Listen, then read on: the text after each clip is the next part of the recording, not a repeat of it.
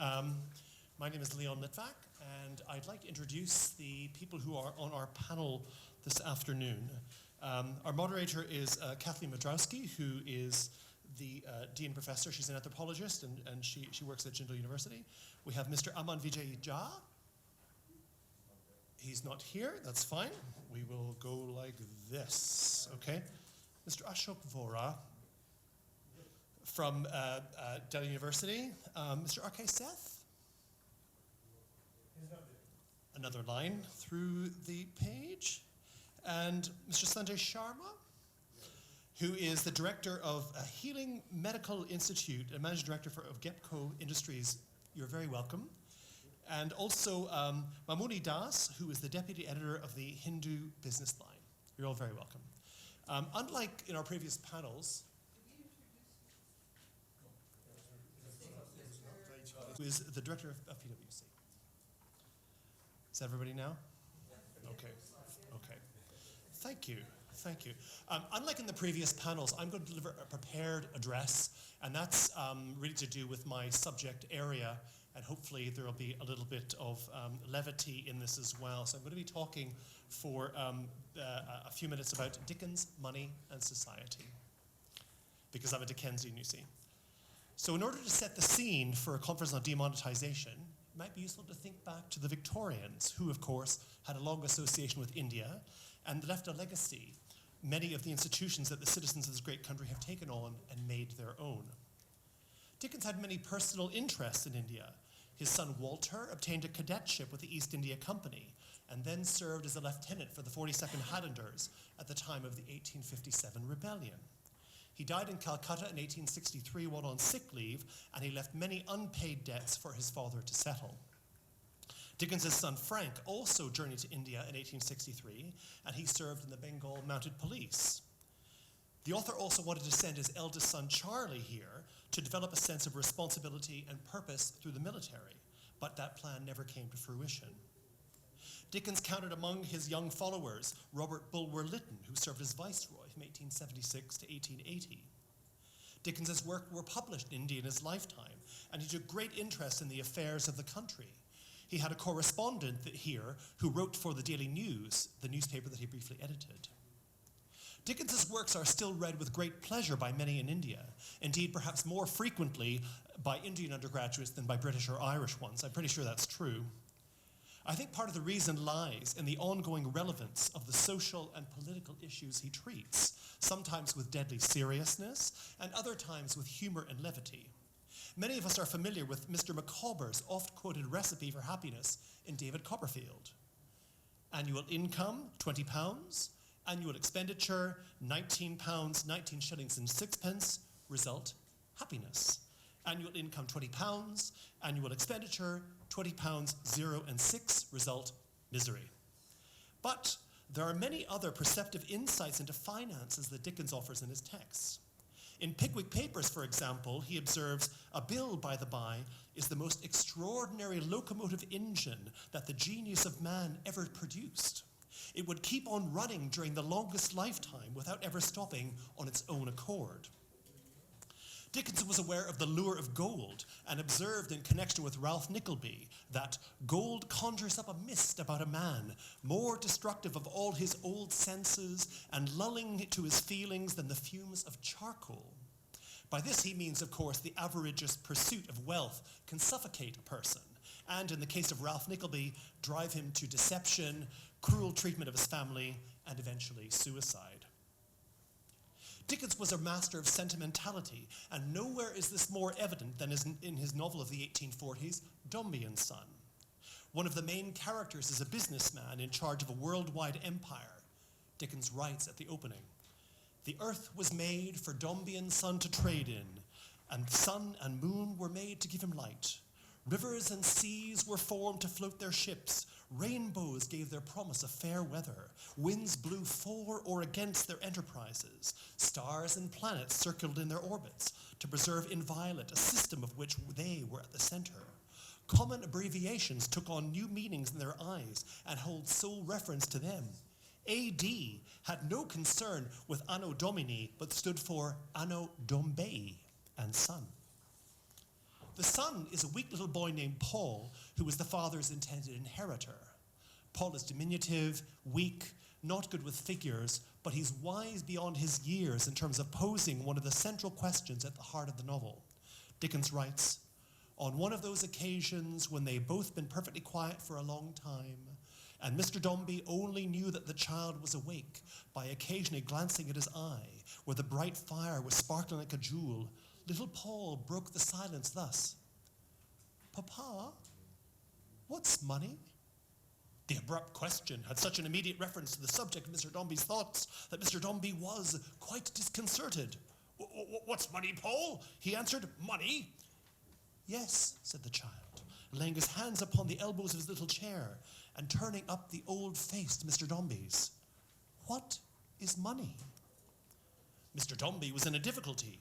He would have liked to give him an explanation involving the terms circulating medium, to currency, depreciation of currency, paper, bullion, rates of exchange, value of precious metals in the market, and so forth. But looking down at the little chair and seeing what a long way down it was, he answered, 'Oh, gold, silver, and copper, guineas, shillings, halfpence, you know what they are.' 'Oh, I know what they are,' said Paul. 'I don't mean that, Papa. I mean, what is money after all?'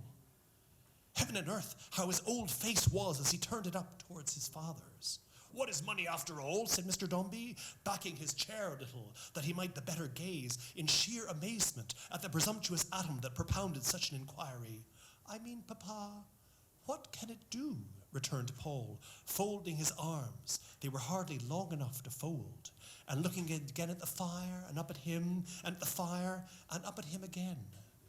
Mr. Dombey drew back his chair to its former place and patted him on the head. 'You'll know better by and by, my man,' he said. 'Money, Paul, can do anything.' He took hold of the little hand and beat it softly against one of his own as he said so.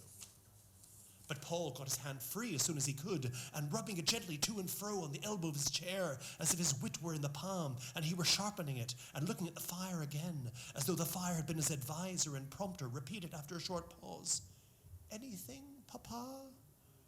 'Yes, anything, almost,' said Mr. Dombey.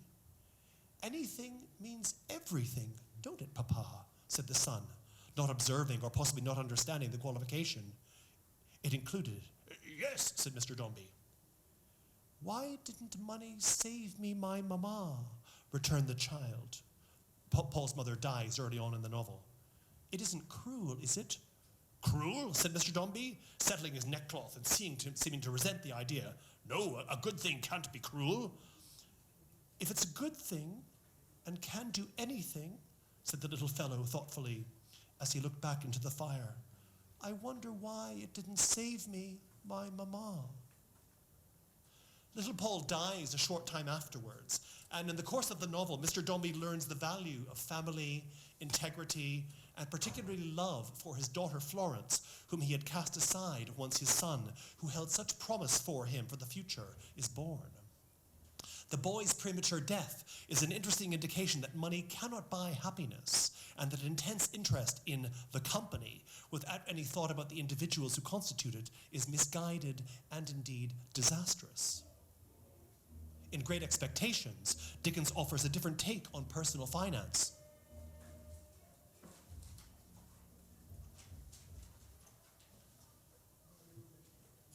What is that noise? That's music. Never heard of it. In Great Expectations, Dickens offers a different take on personal finance. His protagonist, Pip, is partly an image of Dickens himself, at least as far as his growing up and thinking how he might have done things differently if only he had the chance. Pip imagines that if he had it all to do over again, he would not have succumbed to the false attractions of pride and snobbishness in his newfound status as a London gentleman. He observes, "So now, as an infallible way of making little ease great ease, I began to contract a quantity of debt. We spent as much money as we could and got as little of it as people could make up their minds to give us. We were always more or less miserable, and most of our acquaintance were in the same condition. There was a gay fiction among us that we were constantly enjoying ourselves, and a skeleton of truth that we never did. To the best of my belief, our case was, in the last aspect, a rather common one. My business habits had one other bright feature, which it called leaving a margin. For example, suppose Herbert's debts to be £164 4 and twopence. I would say, leave a margin and put them down as 200. Or, supposing my own to be 4 times as much, I would leave a margin and put them down at 700. I had the highest opinion of the wisdom of this same margin, but I'm bound to acknowledge that on looking back, I deem it to have been an expensive device. For we always ran into new debt immediately, to the full extent of the margin, and sometimes in the sense of freedom and solvency it imparted, got pretty far into another margin. While Dickens didn't get into debt himself, indeed he was very careful about his own power to earn and spend, there were those in his family for whom getting into debt was a way of life, particularly his father John, who was partly the inspiration for Micawber, but also his brothers and his children, many of whom never seemed to be able to make their own way in the world and continually turned to the successful novelist for handouts and bailouts. Dickens also knew about corruption and inefficiency, particularly in government.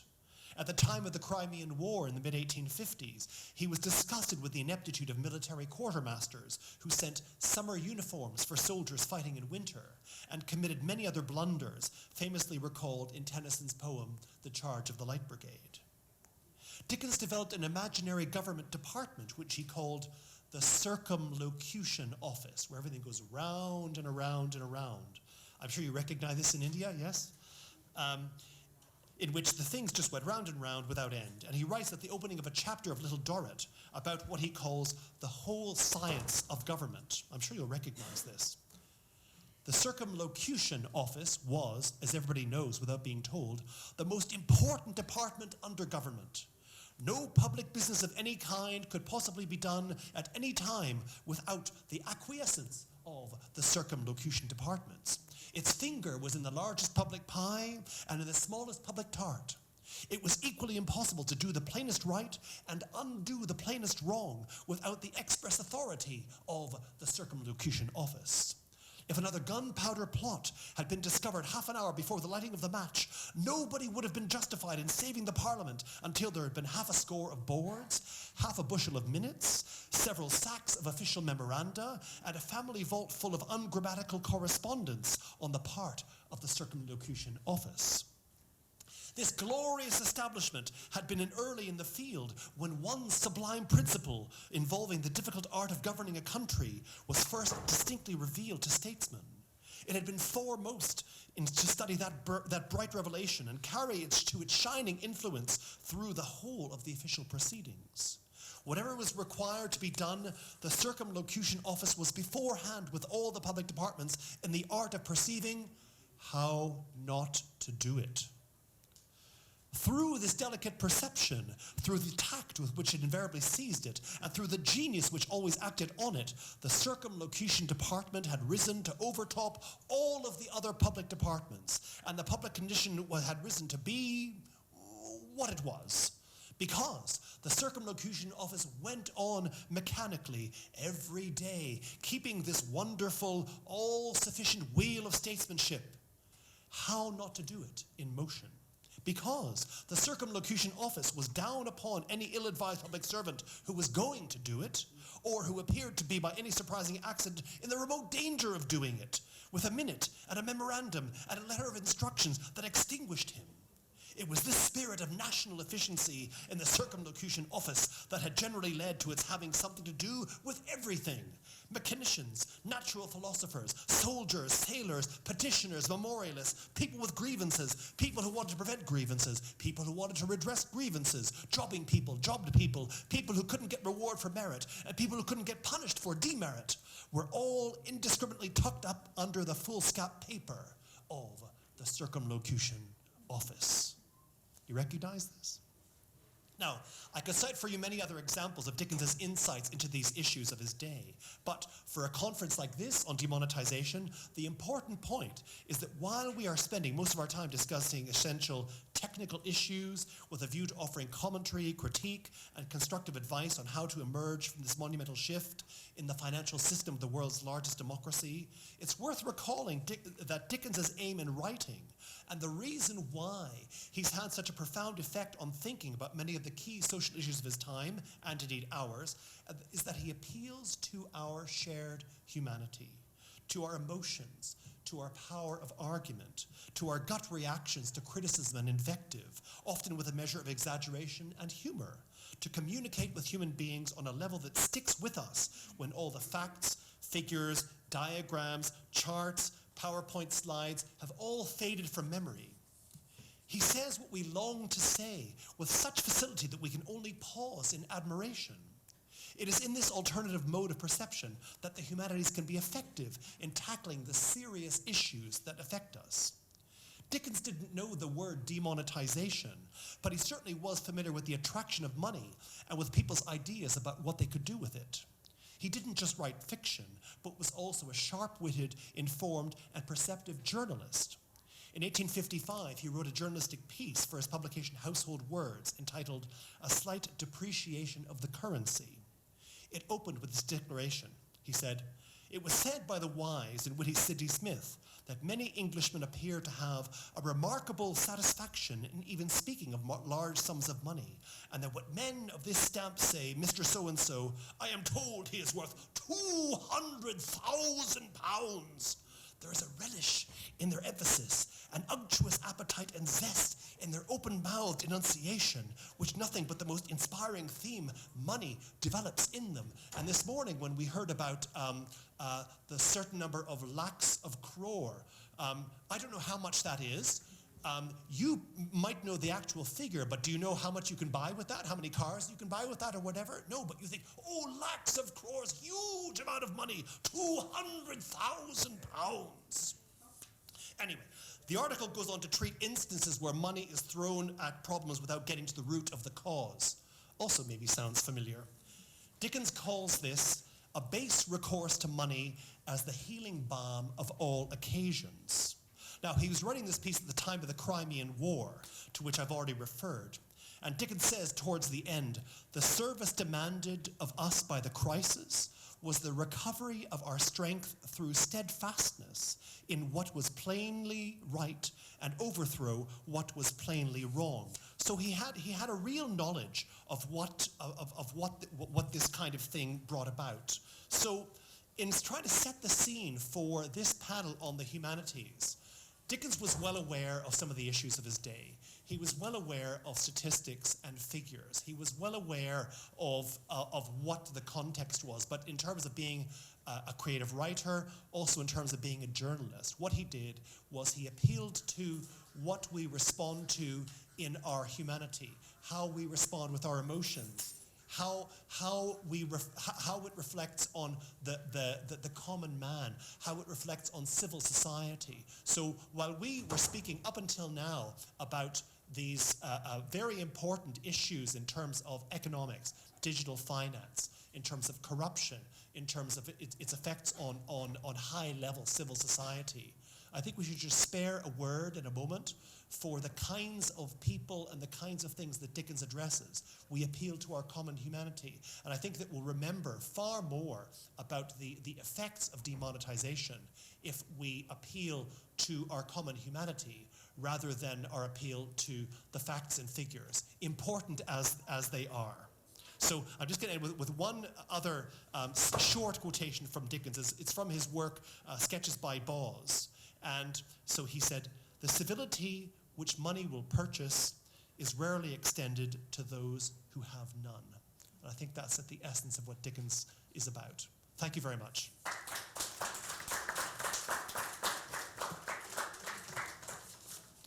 Through stories that, as you said, we will probably remember those whole weeks of demonetization.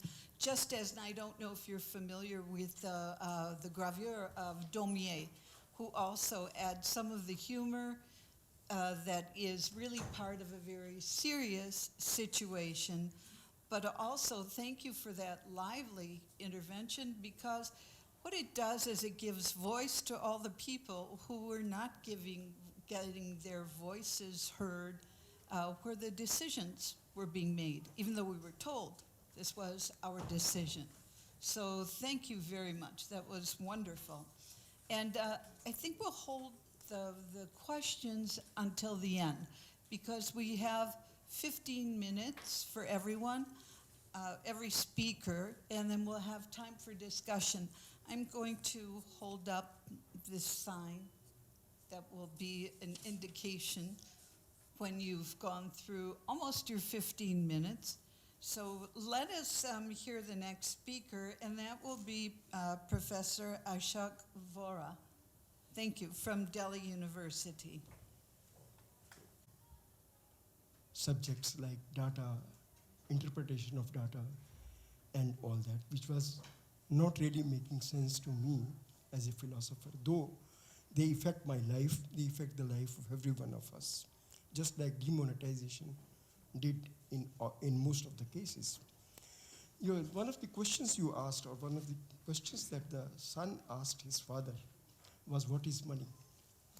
Well, in philosophy, when we talk about any concept, we are not talking about any particular referent of it.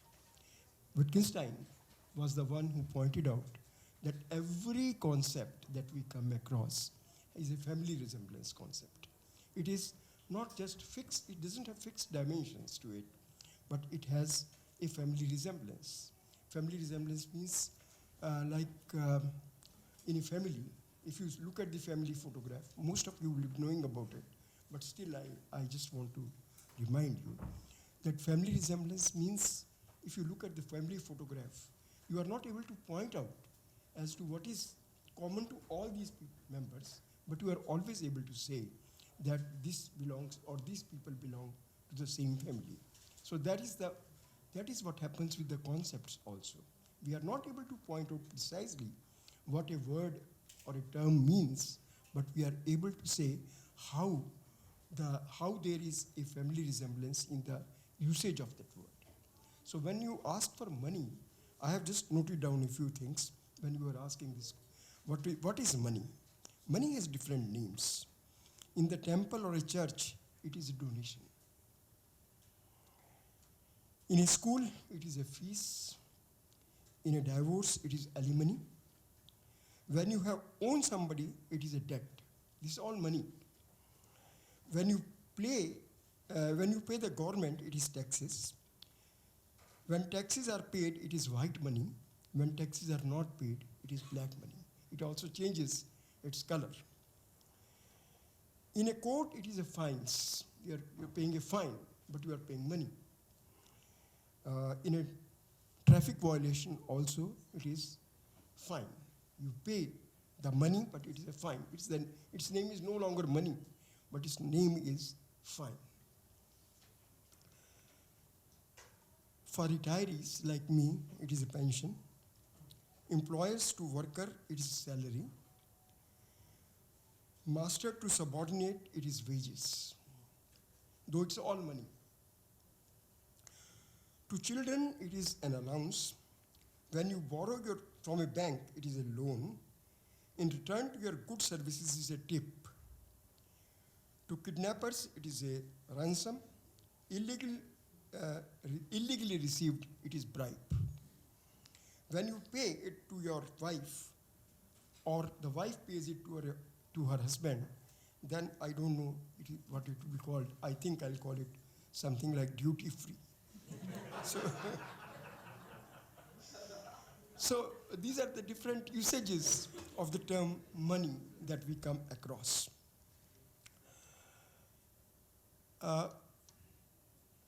These different words that I have used, they represent a form of life. This is also a term used by Wittgenstein. They collectively represent our life, our lifestyle, our life aims, and life's objectives. Form of life means this only, that together or collectively what we mean by or how we live. That is called a form of life. Actually, culture is a form of life. And using money is a form of life. If I can use money properly, then it is a good form of life. If I'm not using it, if I'm using it for drinking, for gambling and all that, then apparently it is bad form of life. Demonetization, when it happened in India or when it happens anywhere, I will not talk about India because that was probably the job of the economists here who had assembled in the morning. Demonetization disturbs this balance of the form of life. Demonetization, because it takes away the money, the prevalent money, the used money, the useful money from the people, de-establishes the society. So one has to come back to the society, to the social being. The objectives of demonetization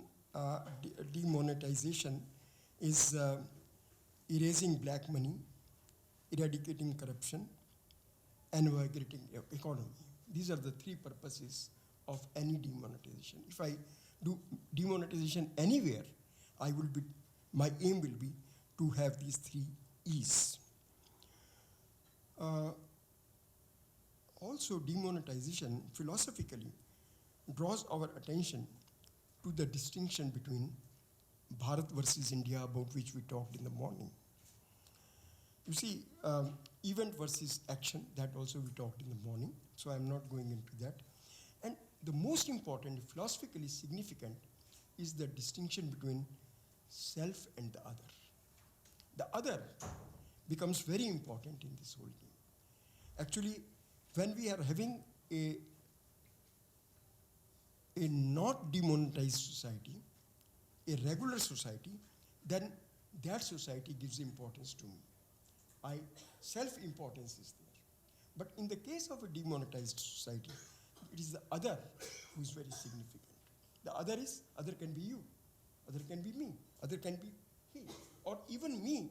When I look at myself as somebody different from me, then it is the other. You know, when for example, the best example that comes to my mind is the dialogue or the monologue that you have. What do you do in a monologue? In a monologue, you have a kind of a dialogue, but you yourself are the other person. So the other is very important, and we have to talk about the other when we talk about demonetization, rather than just the data and corruption and all that. Corruption is there because the other is being treated as not as an end, but only as a means. So we have to, like Gandhi said, and like Kant said, like Gita says, we have to have other, we have to give importance to the other, not as a means, but always as an end in itself. Like Kant said, treat humanity, whether in thy own person or in the person of others, always as an end in itself and never as a means to an end. So this is very important for us to treat the other as an end. So when we have demonetization, the importance falls on the other rather than the self. And then there is the most important thing, and that I think is the distinction between materialism and spirituality. Spirituality, looking at ourselves, looking within ourselves, is one of the most important aspects of human beings. If I lose on spirituality, well, materialism is all right. You know, I have to have the material in life. I mean, I'll have to have good food, I'll have to have good clothes, I'll have to have good shoes, and all these things. But if I miss on spirituality, if I miss on self-knowledge, who am I? If I miss on this question, then apparently I'm missing on everything that you have. So materialism is not important to me at all. Well, I will not go into the question, though I have written down, but we have discussed enough of it about the demonetization and its effects in India. For example, we did talk about the mismanagement that we had, whether demonetization was a good idea or not. The difficulty in discussing these issues is that the moment I try to discuss it objectively, I take one side or the other. And the moment I take one side or the other, I become a victim. You know, you start calling me either a congressman or a BJP man or whatsoever. So I will not go, and a philosopher need not go into those questions at all. So whether we should pay significant attention to money or to demonetization of a kind, whether we should pay attention to materialism or to spirituality, whether we should pay attention to self or the other. These are the dilemmas, these are the outcome of demonetization. Demonetization brings us to these philosophical issues, and these philosophical issues are the ones which we have to tackle somehow or the other. How the dilemmas can be resolved, I'm not going into that question because that will take a lot of time. So, but these dilemmas are there, and we have to resolve them. Thank you very much.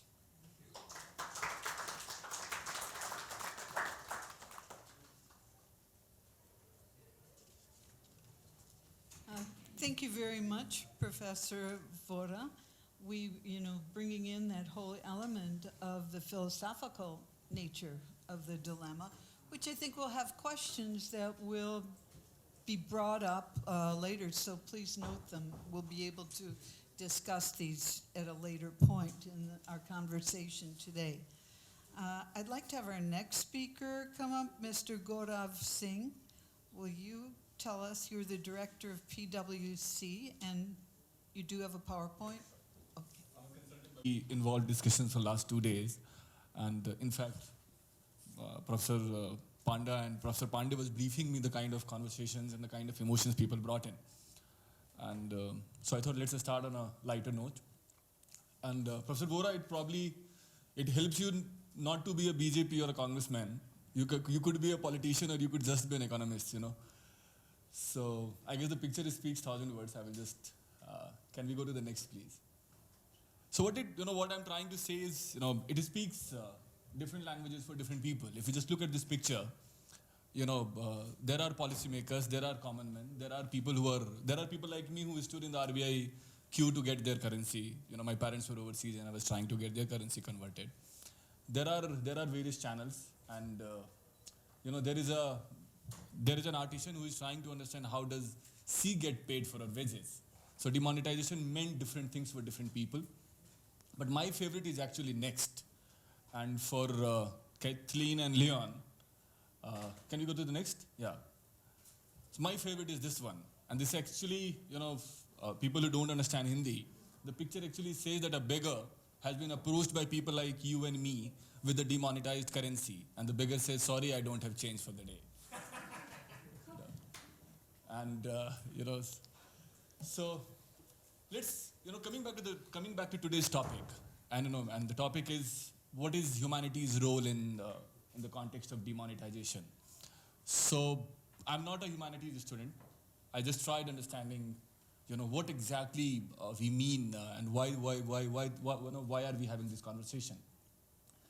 So if we look at humanities and social sciences, they actually teach us how people have created their world and how they in turn are created by it. So how does the reciprocity works there, and how the critical decisions which happens at the policy level gives the direction to the economy, shapes the way of living of yours and minds at across levels, and how do we actually deal with the changes. So that's how I see humanity's role in demonetization.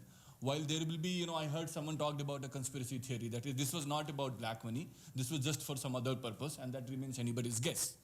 Some people may come back and say it had a political agenda, and they are entitled for their opinion. But the fact remains that's where humanities need to come in and try to understand, try to differentiate between the good, bad, and ugly from the very people perspective.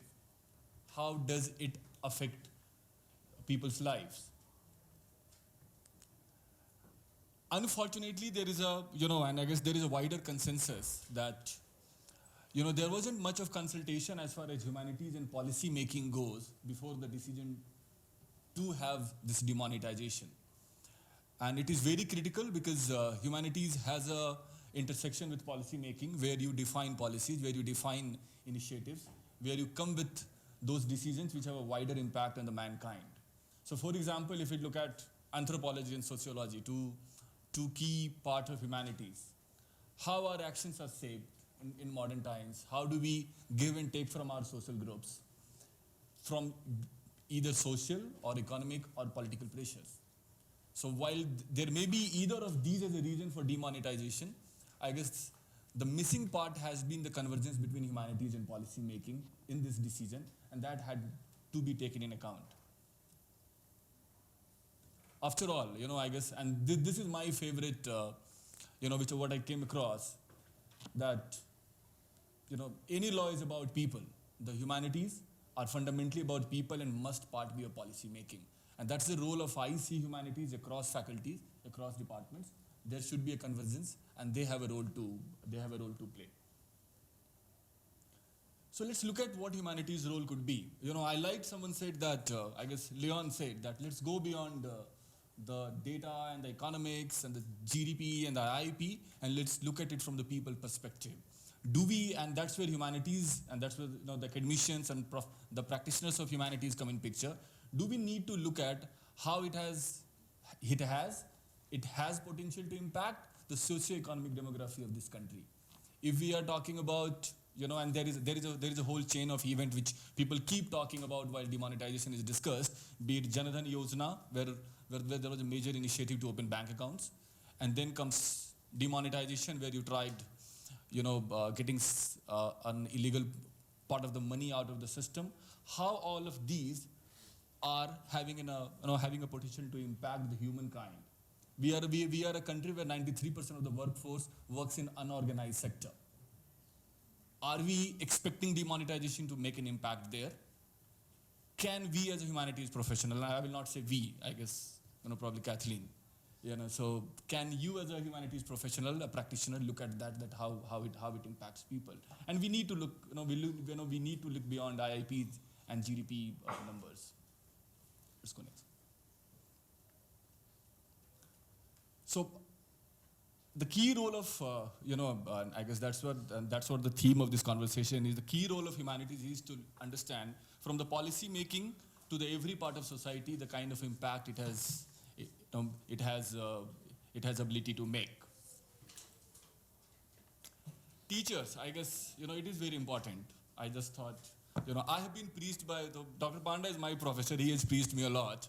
I thought, let me take this opportunity to do some preaching today. I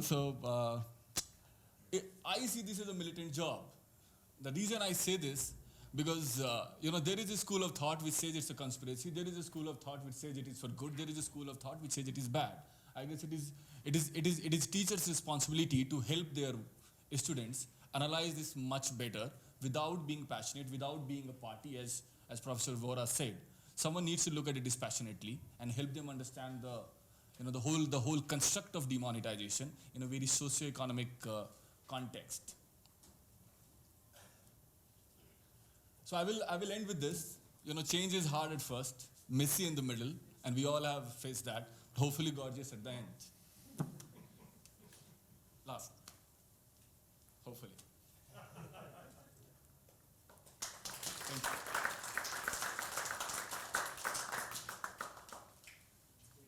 Thank you very much. Those were wonderful images. I think they recall the experiences that many of us have had on the street, and I think some of us will want to talk about these experiences as well. It's also very good that you were able to do a little bit of your own preaching now, and you'll have a greater opportunity to do so later. Okay, our next speaker is Sanjay Sharma. You're there. and you are the director of the Healing Medical Institute, which is an Ayurvedic institution. Thank you. How many of my way of talking and would be non-philosophical? Perfect. So please excuse me if I cannot connect with you in that manner, the way you had been till now.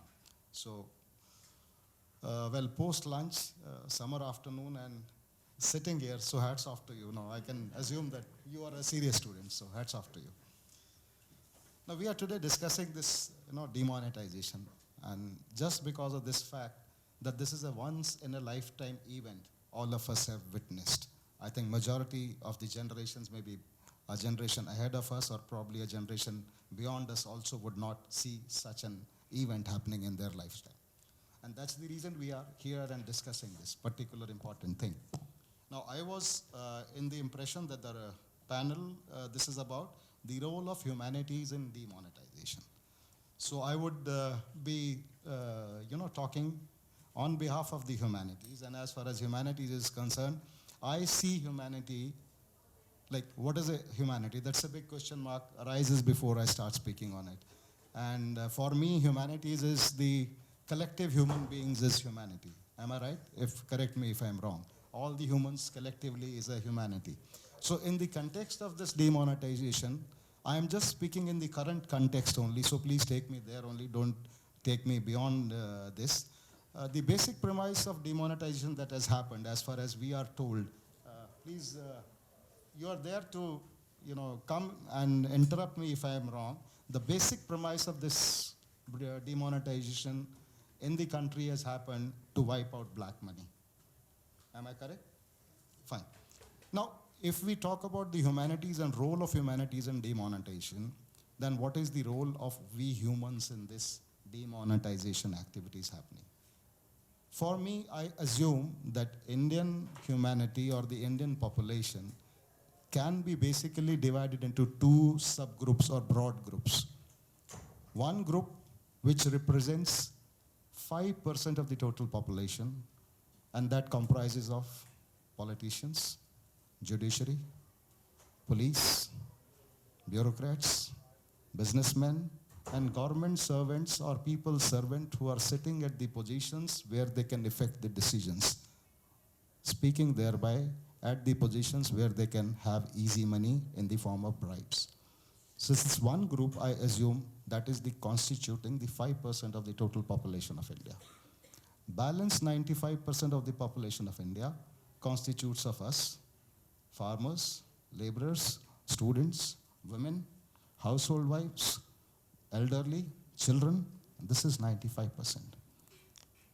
So what I am thinking, what is the role of humanity? In this current context, this 95% of the population should be called humanity, but this population did not have any role on demonetization.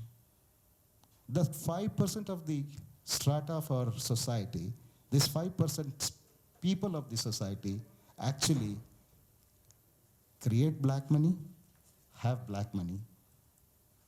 But the problem here is government has the laws, but it does not have the intention of doing something to check this. This 5% of the people are the people which always had been unaccountable, and till date they remain so. Now it is everyone's guess or anyone's guess to know, do we have any role on demonetization? I say no. I say no. Because I belong to this 95% of the people which actually had little dreams, and we struggle on a daily basis to fulfill our dreams. And this happens in each one of our households. Am I right? Now it is up to academia to discuss it further. Thank you.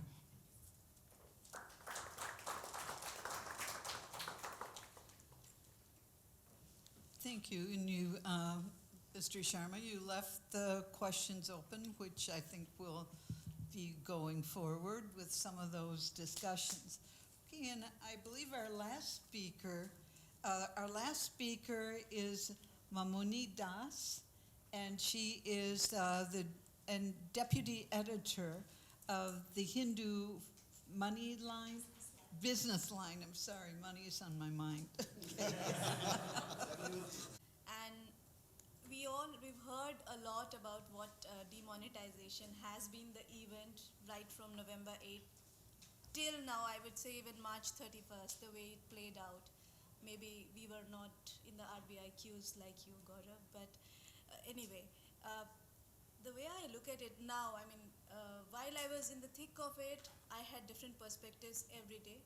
But now when I look back, I really feel that I personally feel it was a psychological game played at a sociological plane because uh, the government, when it had been planning demonetization for quite some time, it was aware of the fact that only 6% of black money is in cash.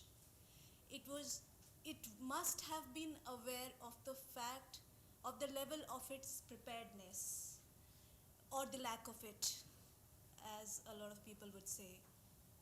In that context, if it decided to go ahead and play the demonetization, I mean, not wipe out, just make it illegal, turn 84% of the value of our currency into paper. Like suddenly one day we wake up and we realize that what we hold we have to stand in queues. Think of the Bharat that we're talking about, the other part of India that we're talking about. Think of India at a sociological plane. There, a lot of Indians, they feel that the black money is actually in the form of stashed cash in the beds or in the rooms or wherever. That's the image that they carry, that the black money is cash stashed somewhere in somebody's room, and the very thought that when they would think that, okay, so it's not just me that's getting impacted, those guys in the big cars, in the big houses that live and who have those huge amount of cash, the money that they hold, that has turned to paper. So for a change, it was not just him who was standing in the queue. For a change, it was the other, from his perspective, that were standing in the queue as well. So, that's one of the key points that I thought, which is why, there were the hardships that one went through while it was happening. What surprises me is, despite all that, there were no riots. Imagine waking up one day and being told to an entire population that, look, all the money that is tendered to you by the government does not, it's just paper. So you have people losing their livelihoods, you have people who were supposed to be going to offices, not going to offices, standing in queues. So the very fact that the people of India, despite a lot of difficulties, all of which was reported, I wouldn't say all of which was reported, a lot of which was reported, the very fact that there were no riots, that it did not lead to any riots, the anger did not come out in the form of riots. It requires a different kind of a study, which is beyond me, frankly. And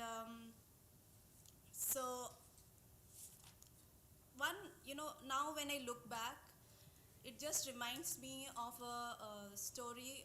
If you guys have heard of Sadat Hasan Manto, he's an author who had written a story where he had said that one day a rickshawala wakes up on the day of independence, and he's being told that the world is changing because we are independent. So the rickshawala, he starts his day, goes out to look out for how things have changed. And as he goes through his day, doing his little things through the day, at the end of it, he realizes the world is still the same. So coming back to demonetization, and there I'll take a little bit of leap out of what a lot of, not just you, but a lot of people were saying, that it, of course, it means different things to different people, that elephant was excellent. So I guess to me, when I look back, I don't think anything has changed. I mean, I don't know what it was really about.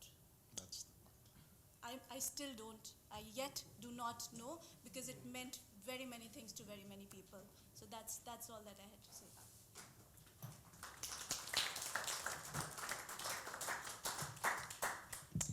Okay, let's see. Well, we've covered quite a bit of territory here and left quite a few questions open.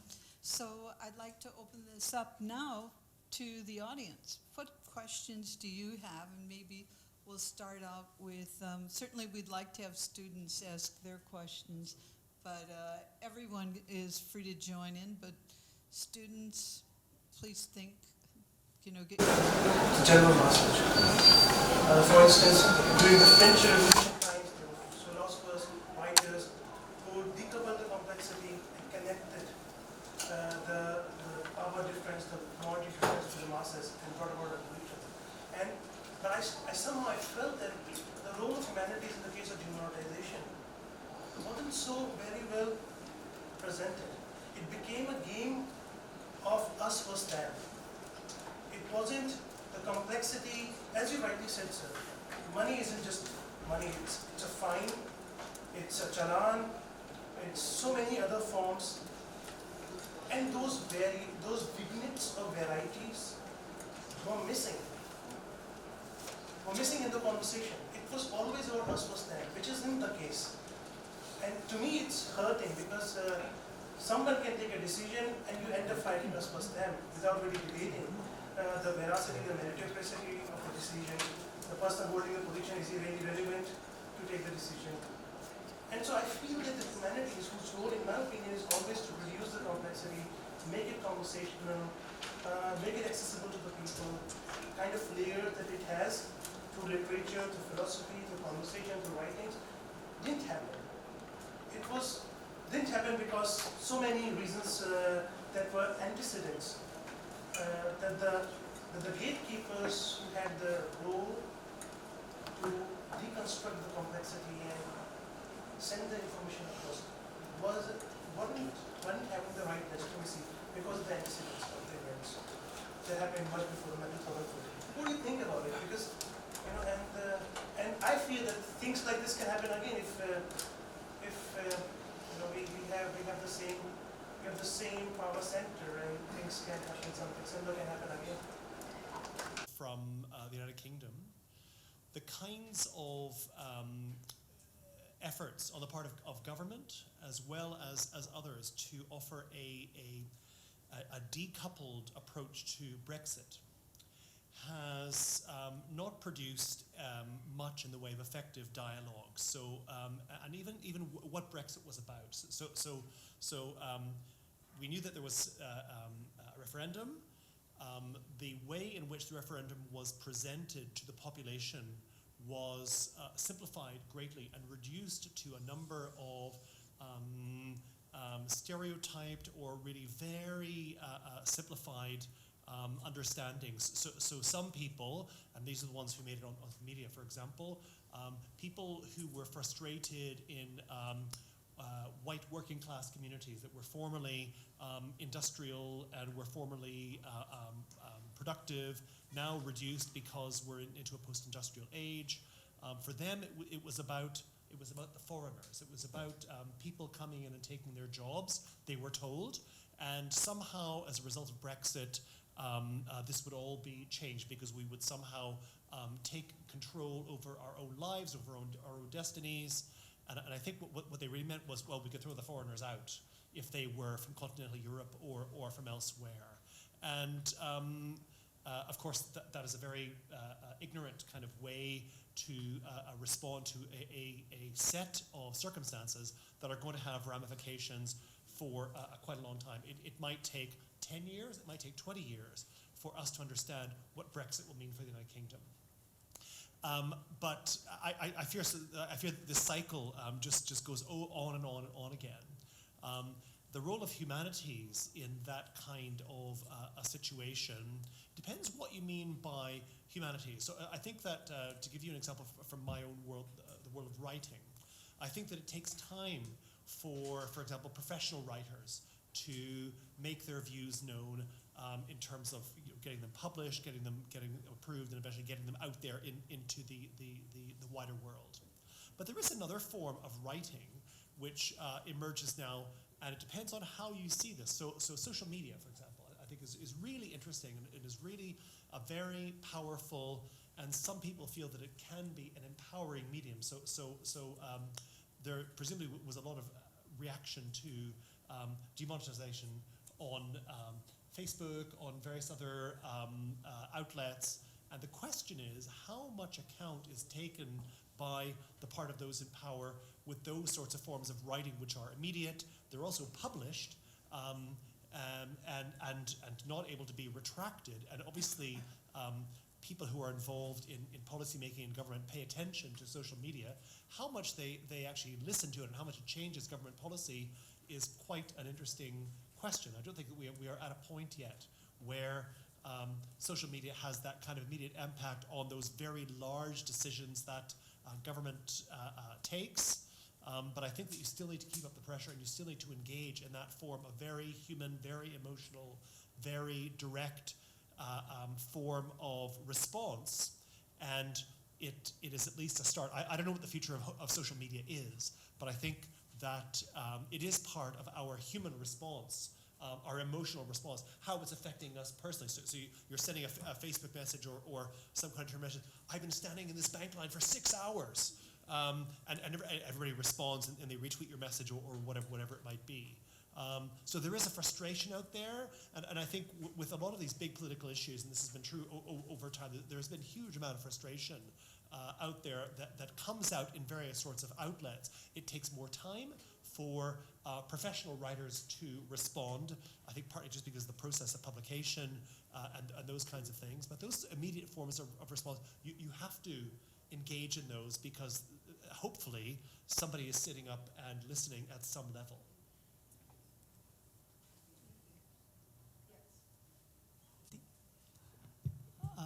At the risk of a little bit of an exaggeration, possibly, but I would love to hear thoughts of the panelists on this, is I think this is one case, demonetization, where it shows the power of the selling of the narrative outstripping the daily bread issue. Right? There's this famous saying that if you cannot give them bread, you give them circus. However, circus is not that easy to pull off. And here, I think even in old-style socialism works much more on envy as opposed to capitalism, which works on greed. And in this case, the selling of the narrative of envy worked so very well. I mean, as economists, we think that people are better off when everybody gets, at least everybody is the same, and at least one person gets better off. We say that's Pareto superior. In this case, it's difficult to imagine anybody who's better off, and yet everybody feels better off, and the electoral outcomes later can well be narrated that everybody did feel better off, imagining that everybody else is worse off. Right? So that power to sell that narrative on envy is something that I would not have believed unless I saw demonetization work out so well electorally. Thank you. Event like this, I think that when you look at the literature that's going to emerge, is demonetization going to be a backdrop, just like you have some of the novels, some of the important works now that have the emergency as a backdrop, and yet they're important pieces now, but it's taken that time to digest it. Why are we still writing so much about the partition? Okay, so that hasn't been settled either. You know, why are we still dealing with it? And why do we then go to the humanities to do it? I myself am waiting for that love story to come out in film form about waiting in line, boy meets girl, they fall in love while they're trying to save their money, you know, change their money. So all of these things can emerge when people get over start to digest, well, what really happened? Just as you said, you don't know what really occurred at that point. So I think that's an important one. I think something else that emerged that was really interesting for me was the creativity. Now, if the humanities engender creativity and interdisciplinarity, I read an article in one of the news magazines on how to hide your black money. And I thought that some of the solutions, which I think if you ever walk down the street that we all went through, was very important. But some of them were temple donations, fixed deposits, using the poor as money mules, giving loans, even interest-free to the poor, buying gold, buying and canceling train tickets, donating to political parties, et cetera, et cetera. So, we can see how this enters in. So we have heard so many various perceptions of what this is and what has occurred. And I'd just like to know now, because of the diversity of voices that we've had, if each of our speakers can take just 1 minute to give us one takeaway idea. And I would like to begin with you, sir. Okay. I think that humanities will take time to respond to this, whether it's history, whether it's art, film, literature. All these things take time, and I think this is one of the beauties of humanities, that we can offer responses in a considered way, and a way that develops some distance between us and the event. For the moment, our responses are very emotional, and our responses are very angry often. I sensed quite a lot of anger and frustration over the last couple of days, quite rightly. And this will pass in the same way that grief passes over time, and that we learn those lessons, the longer-term lessons from the events of the past over time. So what I would say is wait for the humanities to respond, and it'll be well worth the wait.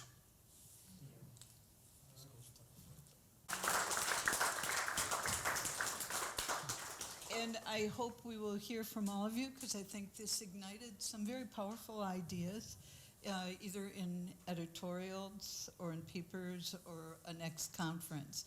So thank you very much. Thank you, Kathleen. We'll step initiative, and he is one of the founders of this university. All of us are here because he worked very hard. When I came here first time to meet him, he explained me how there's a tented accommodation here and how they worked very hard to create this university in a couple of months, how they went and convinced L&T to build this campus there. So all of us are here because of those nights that he has borne to build this campus. Dr. Sahni is also advisor to our Vice Chancellor and professor of organization behavior and psychology, and he's also the director of one center, our research center that we have here in our campus, Jindal Institute of Behavioral Science, author of a couple of books, but I know that there are many books coming in the pipeline. Sir, I'll introduce this conference to you. So this conference is what we planned a couple of months before, 3 months before, when Professor Leon Lidback wrote to me from Queen's University. They had visited our university, that there is an opportunity for us to get an external funding and do this conference on demonetization and what are its challenges.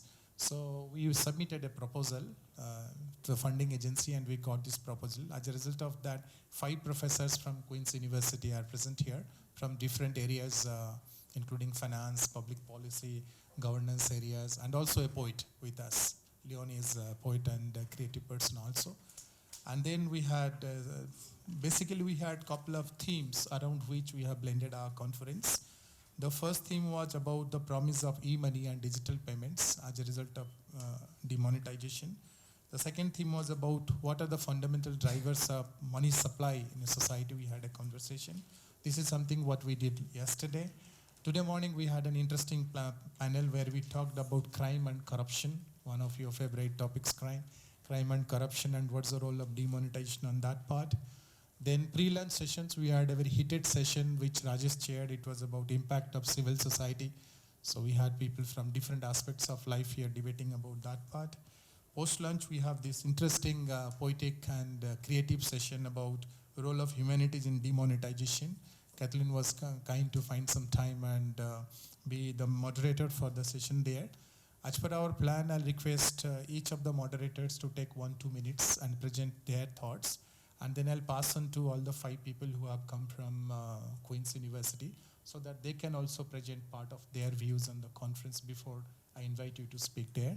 So the first session was moderated by Professor Pandey. So I'll request Professor Pandey to take 1 or 2 minutes and summarize his session. From Delhi School of Economics and food vice president at food security. He was there along with Sanjay Parke, who is consultant, and Professor Punia and Ravi Shukla from NDTV were there. We discussed on different premises of e-money and digital payment. We tried to understand the different aspects of digital payment and how it was implemented. The story was narrated like 5 blind men and an elephant, and it was saying in the way like everybody touched elephant. He tried to define his own way of version. So that was the initial idea, that economics identify his own way of defining the demonetization. Then a person who is from the media man, he tried to define that what sort of challenges are there and how media was playing a significant role there. And then the person who is closely walking along with PMO and closely walking along with the ministers, he defined that it was not an economic activity. It was a standalone, a different activity. The intention was totally different. But now, because it has been taken place, now you can discuss the economic part. So it was a nice discussion among all 5 panelists, and it was talking about the different aspects of digital payment and related challenges. Thank you, Dr. Pandey. The second session was Fundamental Drivers Behind Indian Money Supply. It was moderated by Professor Ayana Bhattacharya. Ayana to speak for 2 minutes on this part. Arora, as a senior economist from the HDFC Bank, Professor Vinod Vyaslu from our own university, and Dr. Shanti, who heads the India Development Foundation in Gurgaon. So it was more of a technical discussion which dealt with the drivers of money supply in India, what are the definitions, broad definitions, how liquidity was a problem, what exactly was the role of the RBI in that context. So it was quite an interesting discussion where a lot of technical terms were touched upon, and then finally Dr. Shanti also presented a very interesting study. So she, along with her team, did carry out a primary survey on the effects of demonetization pertaining to the informal sector, which we had actually not even perceived, because so far we had only been relying on anecdotal evidence to talk about these things. So it was nice to listen to her own findings. So overall it was quite a nice experience listening to all these speakers. Thank you, Arana. Today morning, first session was Demonetization, Crime and Corruption. It was moderated by Professor Ravi Agrawal. Professor Agrawal, please. And he superannuated last week only. And the 3 panelists, Mr. R.K. Joshi, who is Joint Advisor, Prime, Government of India, Mr. Anil Kumar, who is a practicing chartered accountant and former group CFO, former group of industries, and Mr. A.K. Arya, who is management legal consultant in Gurgaon. The panel discussed many issues surrounding and inside crime and corruption within the light of demonetization. But a couple of things, very interesting things which came out of discussion. Number 1 was decision paralysis of decision makers because of the legal fear. Because they are fearing if we do something and or suppose we take an action or make a decision, something bad will come out from the law, and that is why they are stuck with non-decision making situation, which is harming the economy, which is harming the industry. For example, banks are not passing the loans only because that there may be a CBI inquiry that why did you pass this 25 crore loan. And the second thing, the panel discussed many aspects related to crime and corruption which impacted and which are impacting society, in the sense that cash accounted for only 6% of the total black money, because there were other forms of assets where black money had been stored, and it is believed that it is still being stored. Thank you. Brilliant session. We had impact on civil society. It was quite debated session, Professor Rajesh Chakravarti. Thank you, Dr. Panda. So the participants here were Dr. Amirullah Khan from Equitas Consulting and Bill and Melinda Gates Foundation, Shubhoma Bhattacharya from Business Standard, Dr. Negi from PG NRM was there as well, Professor V.P. Singh from Great Lakes Institute of Management, Dr. Rakesh Singh, Chairman of Institute of Supply Chain Management, and Mr. Bhuvan Madan, Associate Vice President of JSPR. So it was, as Dr. Panda mentioned, quite a divided the panel, I think. There were strong supporters on both sides, and I don't think we finally convinced everyone about the found movement, which was neither the aim nor probably the aim, but certainly not the achievement. But I think the points that stick in my mind is what we thought would be quite an economic-centered discussion spilled over to a much broader arena, bringing in sociological aspects and even issues about ethics and self-awareness. And there was a lot of disappointment expressed over lack of data, and that is yet to come out. At the same time, some people could produce at least suggestive evidence that could lead to conclusions that the exercise led to more tax collection and being a bigger part of society and the taxes. At the same time, there was the expression on the other side that viewed differently.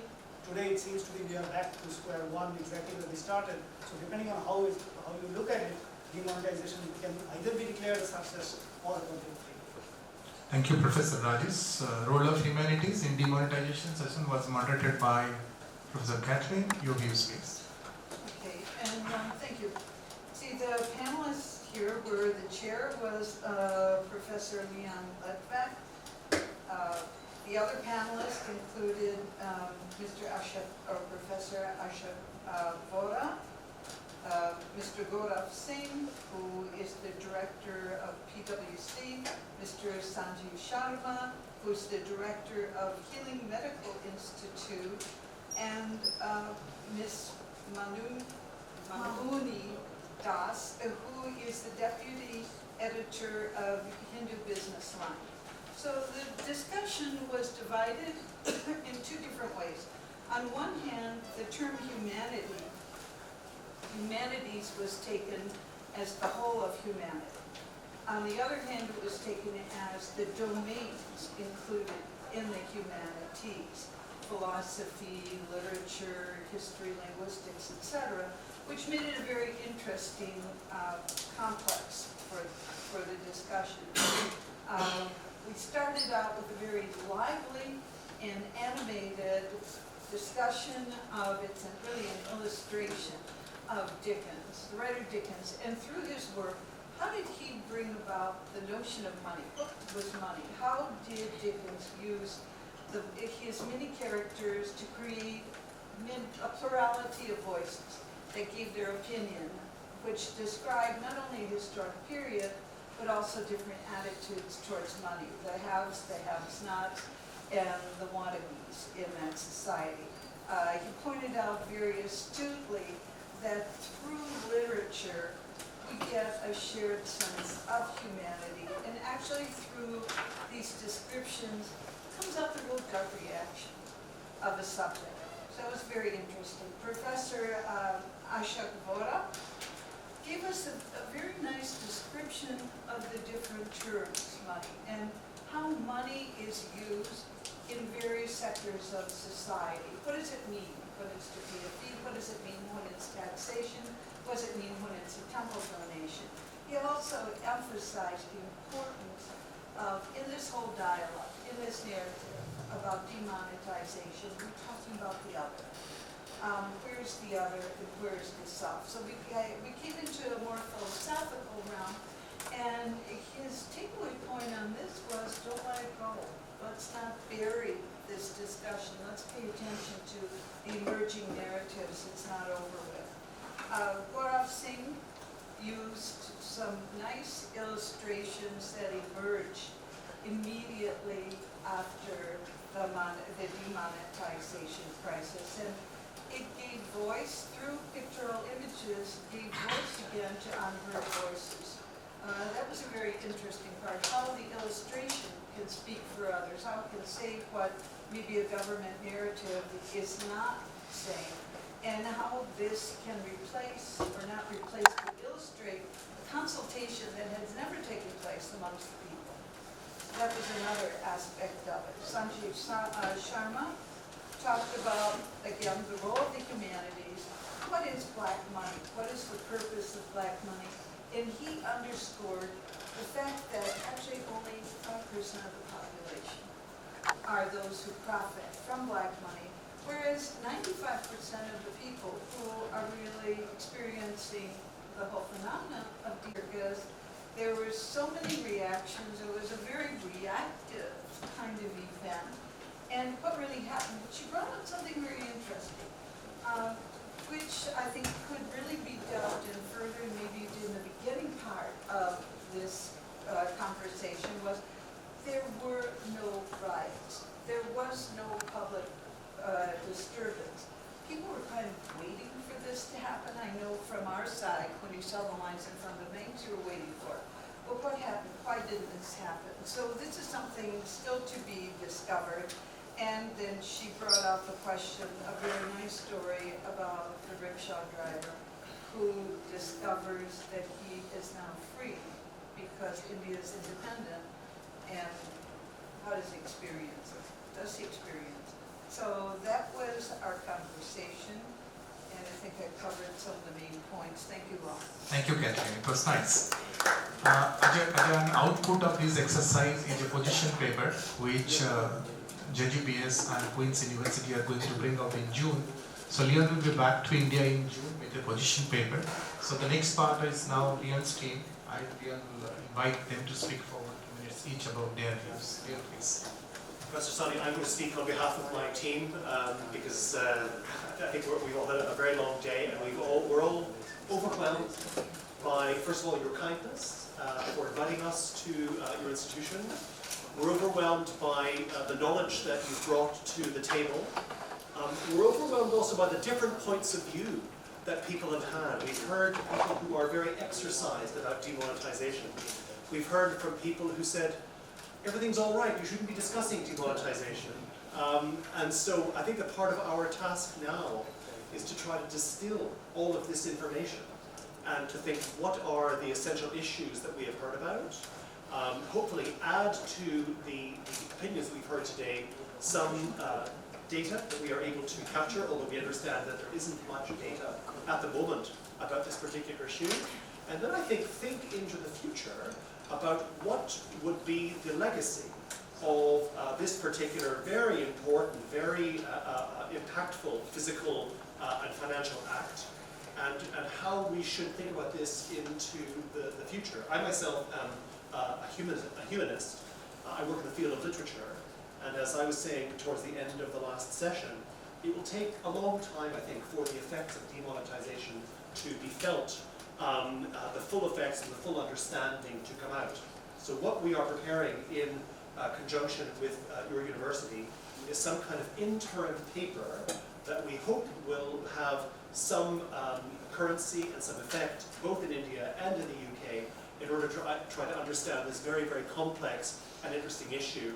And I should just offer my thanks as well to all the students who are here. It's very good to see students at a conference like this. I'm sure you'll have your own views about all that you've heard, and I hope that this will excite debate in your classrooms, because it's important to include the leaders of tomorrow in our discussions. In a way, our time has passed, and it's up to you to take forward the ideas that we've presented, the groundwork that we have done, and make it your own. And I hope that you will do that. And I wish you all the students here, much success in your futures, both at Jindal and way beyond. And just as a small token of appreciation, this is a book that I published at the end of last year, and it's just a collection from Northern Ireland to do with home, place, and belonging. My daughter did the cover, so I'm especially proud of it. But I present this to you.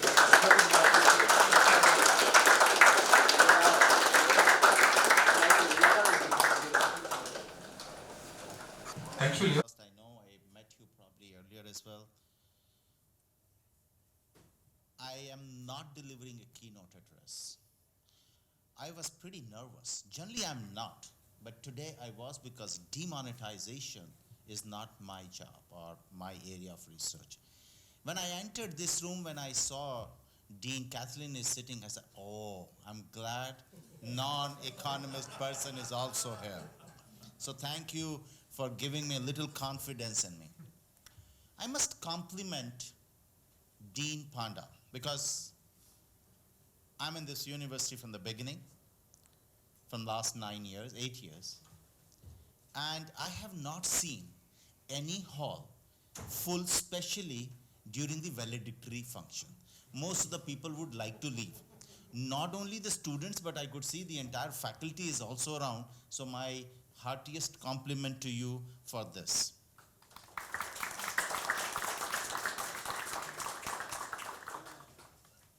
I didn't like when he pushed me to speak on this because he has given me a lot of homework.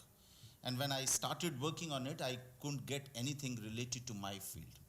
But I personally feel now, after doing a one-day homework, demonetization is not an economical issue, it is a psychological issue. All of you, I wish if you could have invited me in one of the sessions. We are talking about data, 5%, 6%. I don't care about data. I talk about revolution. I talk about a behavioral transformation. I talk about how to change the mindset of the people. That is more important than we have got a 5% or 7% or 20% is not my job. I've heard that somebody was talking about in first session, you talked about that now we have realized that there were many flaws and all that. When we build a house, and architects keep on changing that. Interior designing keep on happening that. So please, I personally feel that as a psychologist, I would just like to tell you a few points. What is the human being is indulging, especially I'm talking about in India, in the corruption. I'm talking about a behavior of corruption. As I believe, or as people talk about Freudian theory every time, we learn from our parents. We all know that whatever we are today is the reflection of 0 to 7 years of age. My personality, my behavior, my attitude, my mentality is the entire what I have learned in 0 to 7 years of age.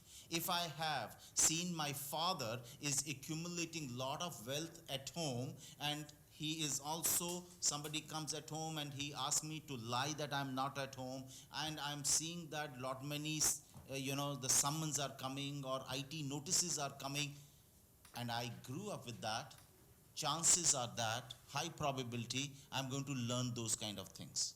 I've seen my father, though he was an educationist, but I'm just telling you from the remote India, if he's a shopkeeper, I know every day he's getting a lot of bag full of cash money at home, and he may be earning a 50,000 or a 1 lakh rupee per day, but he has never ever paid. Then I'm imbibing this kind of a behavior, why I need to pay.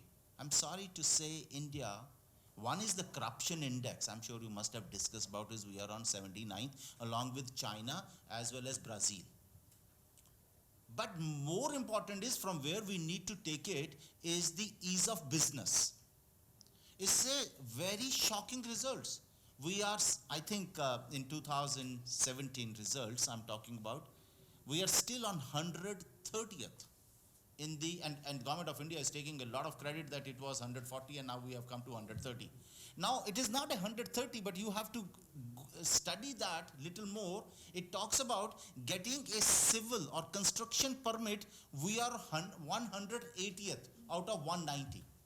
Now if I want to start a business and I am not getting a permit because the person is asking me I have to bribe him, and then if I want to be successful, I have to do it.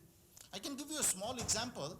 My friend who did electrical engineering from University of Illinois, Chicago with me, long time back, and he opened a shop, a manufacturing company to manufacture electrical wires.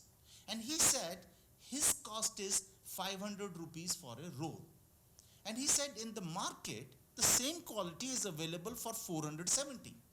And how it is possible? Because then we did an analysis and we found out that those people are, for 15 days, they run the electric meter clockwise and 15 days anti-clockwise, and they are saving a lot of money on the electricity bill, and that is the one of the reason that was costing them 400 and they are making a margin of 70 rupees out of it. So what I'm first trying to tell you is a corrupt behavior which most of us have because of the bureaucratic thing. I'm not saying we are corrupt, but if I want to get a house registered in my name and I want to pay, I know few of us, we are so honest that we would like to pay the entire registration fees.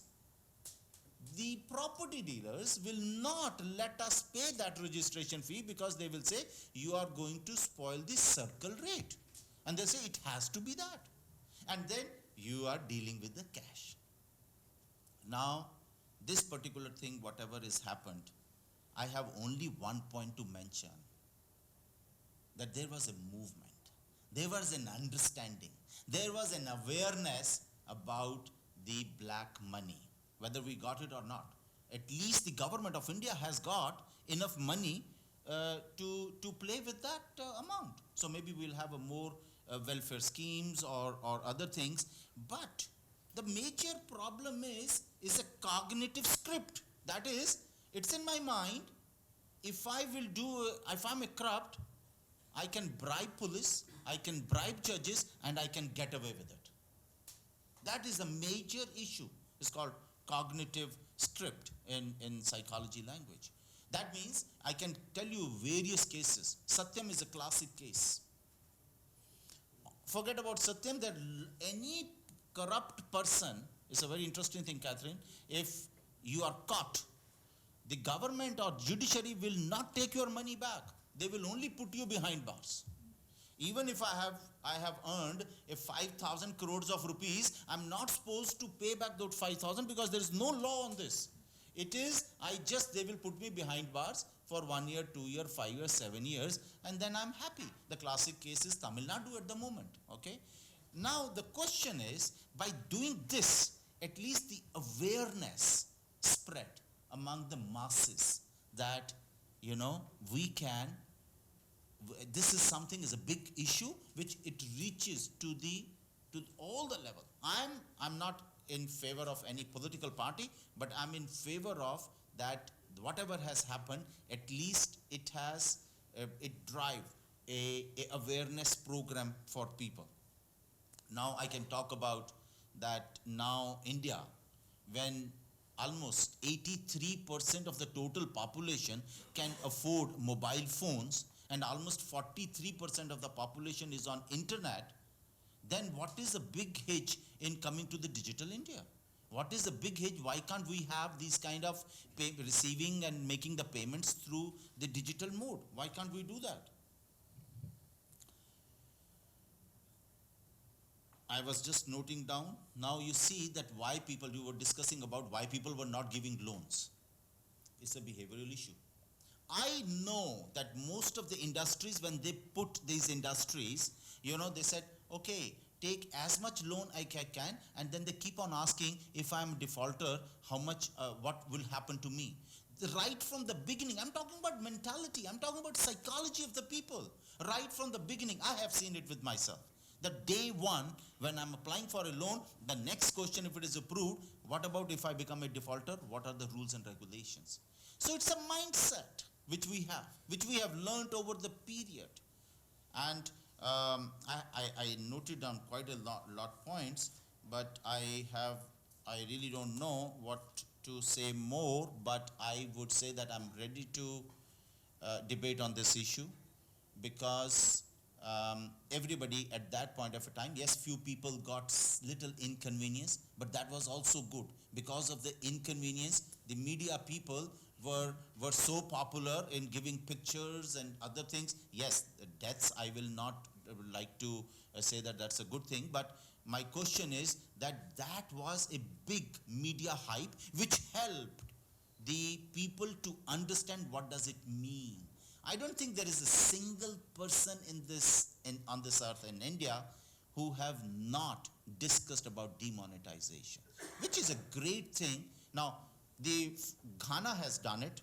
I think Myanmar has done it, and Nigeria has done it, and this was totally not successful, totally failure. But Australia did it because of a different reasons, and that was pretty successful. But my question is, I personally feel, as a layman, as a psychologist, that it was a big success in making this as a total movement and revolution and a business transformation for the entire public. That's my viewpoints. Thank you very much.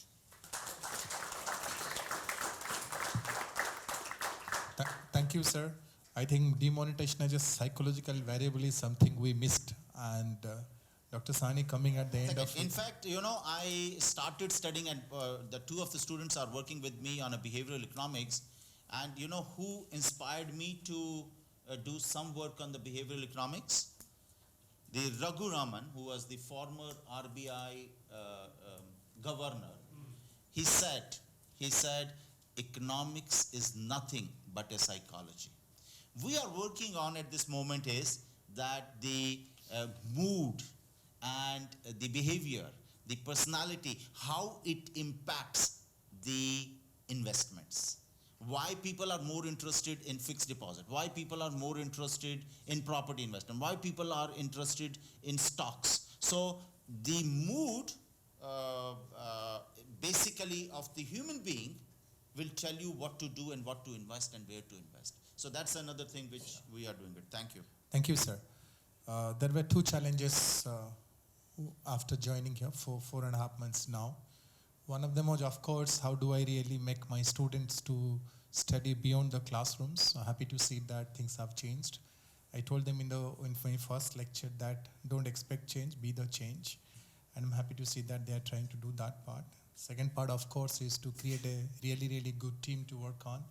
All my colleagues who are present here, they have really worked hard for making this conference a success. In last 4 months, this is our second large conference because we did AIMS convention also here. Second large conference we have done. I'll also wish to thank Leon and his team members for their contribution in that way. Before I pass it on to... But I know Brajesh worked really hard on the project, so I would not like to take away that opportunity to thank everybody. So Brajesh will do that job. So. And I'm sorry to Brajesh for his Saturday, Sundays working with me and not going home. No problem, Right. sir. Okay. Word of thanks will be, they have prepared a lot, so definitely Vizil, and this time you have to do the word of thanks. And I'm not going to do the concluding remarks because all the panelists, again, the moderators have given the concluded about their sessions. So probably I will tell about my learning other than the event management and writing an emotional and kind of restrictive mail to my students just before the night so that they are coming to the conference. For me, it's really, really difficult because unfortunately, I'm coming from, let's say I did my master's, then I did my PhD, and immediately I joined academia. I didn't get a chance to work in industry. So for me, I don't know anything about the opinion. So first time probably because I'm a part of this conference, I attended almost all the sessions. And most of the time I'm trying to understand the opinion. So for me, when we are going to the conference and presenting something, it's about, doesn't matter who is presenting it, if you have a paper, everybody is going to have the same argument. But here what I got to know that how, based on the data, based on the economic jargons, how you can build your opinion and how strongly you present your opinion. So here I'm going to just what I learned, I'm going to take only a few minutes to talk about that. So in most of the panels, definitely there was a question that why demonetization? So one good thing which I got to learn from this all 4-5 days panel discussion, 2 days panel discussion, that at least whenever you are talking about the black money, and I'll try to link it with the demonetization, please understand the stock and flow phenomena. So when we talk about the black money and demonetization, always when we argue, we are talking about the stock. whatever there was a black money, somehow it has gone back to, I don't know whether it has gone back or not, but intention was to take it back. But what about the flow? And when the government flow means like how you're going to monitor or restrict the black money which is going to be generated, doesn't matter what would be the denomination of the currency, right? So that one has to be very, very, which I learned. So whenever I'm going to talk about like black money or something, definitely I'm going to keep that in mind. The second thing which we got to know that, even it's a policy maker, and again, this was very, very surprising for me at least. It doesn't matter, you do something and you try to change the stand, right? You started with black money, okay? Few days you got to know that everybody is going to come back. Again, you have to remonetize it. That means you have to go back to the economy. Then you can easily change your stand that, okay, it's not about the black money, it's about the cashless economy, without probably having enough infrastructure, because in cyber security, we presented a paper with Professor Sani, and the cyber security, one of the victims is India. And given that, and it's recorded. So given that kind of understanding, you change your stand, and most of us is going to support it, and most of us is going to tell that, okay, it's about the, so you can, as a policy maker, you should have something, and you can change your stand, and you can again build your argument to justify that. Other purpose for which I got to know about the purpose of demonetization is some kind of patriotic measure. So even it's hidden, it's a latent, but one can justify that, okay, it may be because of the election or whatsoever, so it's about taking the stand, and who is standing with the stand or with the government. So it may be one of the motives. So that is what I got to know from the purpose. When it comes to the effect on it, and typically about the money supply problem or money velocity problem. So again, as a researcher, when I see the demonetization, so if you want to see the effect of demonetization, there is a control. So you should have an effect like there is no demonetization, similar factors, and there is a demonetization, and then only one can should argue about the effect of demonetization. Again, there is a problem with whether it's a short term or it's a long term. So a lot of argument has been done about the money supply and others. In corruption also, we got to know about a few things like information about the rights, that's important. They talk about the free economy, competition, we are talking about, but the government of India is again going for a merger, like SBI are being merged. And so again, whatever the points has been put out, I can see the counter which the government is actually allowing for it. This was, for me, a great learning session, and I got to understand the demonetization process and the different kind of arguments for that. So this is my brief. Thank you, Brajesh. Thank you for bringing out your learnings. I'm sure students will also carry back their learnings, and maybe in the examination hall they'll find out a question on demonetization. Finance. And we'll try to answer that question in a different way, not purely from a marketing point of view or from economics point of view, right? But I wanted to tell you that JGBS is on different track now, so we'd like to present one conference at least every month of this nature. So I'm setting a bar after this conference, so my colleagues, those who are part of this exercise, I want them to lead and bring out another important issue, controversial issue, and have one more conference with partner schools there. Now I pass on to the students standing on the back for the final part of the exercise. Global University extend a very heartiest vote of thanks to the speakers for sharing here their opinions on demonetization. The distinguished panelists have intellectually discussed about demonetization and its repercussions being felt across the nation. Demonetization has been the biggest buzz in Indian political and news arena. There's so much good or bad to say about it. With this conference, we were acknowledged about different perceptions. Some call it a masterstroke, and some say it's a surgical strike on black money. So yes, we can conclude that for different people, demonetization rings different bells. So first of all, we extend our sincere gratitude towards the entire fraternity of Queen's University of Belfast for chairing and directing each session. Leon with his wonderful storytelling in the last session, and Neil, Samuel Vine, Frederick, Rajneesh, everyone. We extend our sincere thanks towards the entire Queen's University, and we look forward for such fruitful collaborations in future. Thank you. I would like to thank our co-founder, Dr. Sanjeev Sagi, for gracing the occasion and letting us know about the urge and the need for the behavioral revolution we should be taking care of. Sir, thanks a lot for coming here and gracing the occasion, sir. And now I'd like to thank our dear dean, Professor Tapan Panda, for his constant support and skill to ensure all his students and to make sure that they are aligned to anything is Thank you, sir. And I would like to thank our program director, Professor Brijesh Kumar, who guided us throughout and the event and made sure that we all are like, and everything was seamless. He made sure everything is seamless and everything is right and going according to time, and he managed all the conflicts happened around. And thank you, sir. Thanks a lot for guiding us throughout. And also, I should take the name of Shalini ma'am. She's not here in the room right now. She has been working throughout for the conference.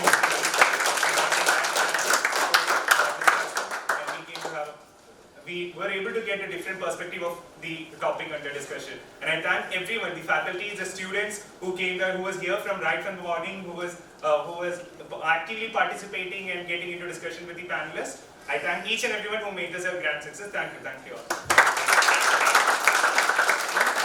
Thank you all. Hope to see you some point of time when Leon comes back. Maybe I'll circulate a paper, whatever is the output of this conference to all of you, those panelists, those who are there. We have a cup of coffee before we depart from this place. Thank you, Dr. Sari. Thank you, sir. My last shot. Thank you. Thank you.